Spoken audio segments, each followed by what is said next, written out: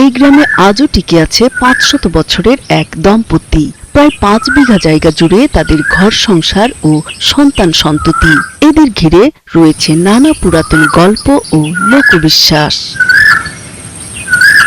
এরা এক বৃক্ষ দম্পতি। গল্পটি ঢাকার ধামরাইয়ের 60টা গ্রামের যুগল বটপাকুড় গাছ ঘিরে।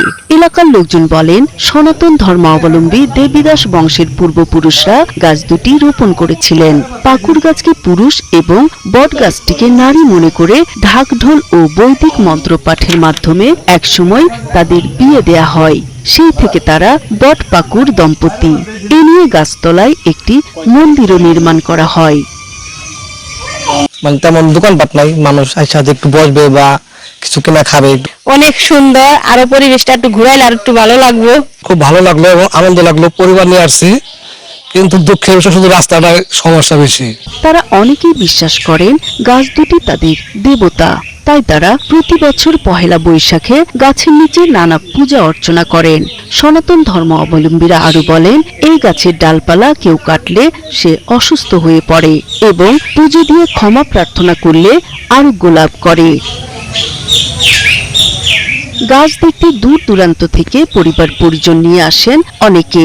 যোগাযোগ ব্যবস্থার উন্নতি সহ সরকারিভাবে রক্ষণাবেক্ষণ করে এটি পর্যটন কেন্দ্র করার দাবি জানান দর্শনার্থীরা। আমাদের সবারই উচিত এই জায়গাটাকে সংরক্ষণ করা, যাতে দূর দূরান্ত থেকে মানুষ সবাই এখানে ঘুরতে আসে। জায়গাটা অনেক সুন্দর, কিন্তু এই জায়গাটা একটু পর্যটক এলাকা করলে অনেকটা ভালো হতো। এ নিয়ে দ্রুত দরকারি ব্যবস্থা নেওয়া হবে বলে জানান ধামরাই উপজেলা নির্বাহী কর্মকর্তা আল মামুন। নিষ্কাশন ব্যবস্থা, কারো জরুরি যে ব্যবস্থাগুলো, এগুলো আমরা খুব দ্রুত 1 থেকে 2 মাসের মধ্যে এই ব্যবস্থাগুলো আমরা নিব। সাধারণত নিরাপত্তা জনিত যত ধরনের ব্যবস্থা নেওয়া যায়, মানুষজন আসলে দেখতে আসলে আমরা চাচ্ছি এটা একটা পর্যটন স্পট হোক। সে ব্যাপারে আমরা আমাদের পক্ষ থেকে যা যা কিছু করা দরকার হবে আমরা সর্বোচ্চ করব।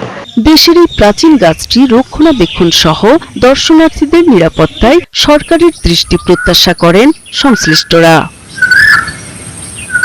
নূর তাজমিন, ৭১।